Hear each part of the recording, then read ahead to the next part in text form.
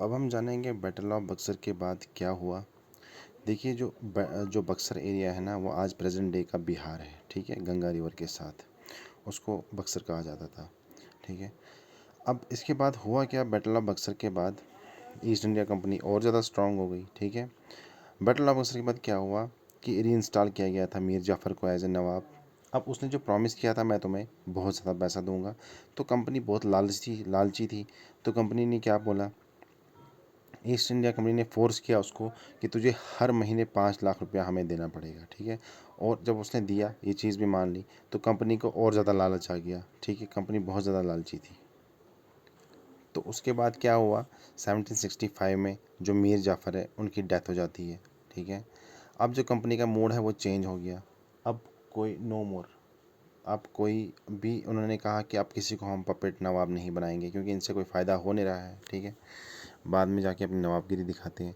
तो कंपनी ने, क्लाइव ने क्या डिक्लेयर किया कि हम खुद अब नवाब बनेंगे, ठीक।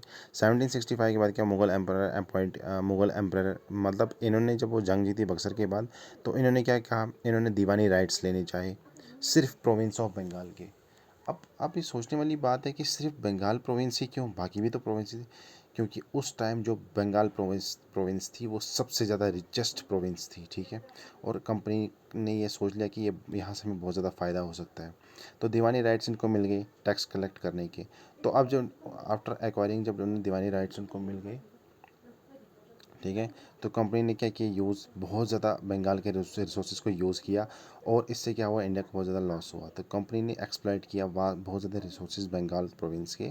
और इंडिया की जो बंगाल की जो प्रोविंस है वो मनी ट्रांसफ़र हुई, मतलब वहाँ से जो उन्होंने मनी जितना भी इंडिया का था वो ट्रांसफ़र किया ब्रिटेन। और इसी को दादा भाई नेहरू जी ने कहा था ड्रेन ऑफ वेल्थ, ठीक है, कि इंडिया को बहुत ज़्यादा एक्सप्लॉइट किया गया यहाँ का पैसा।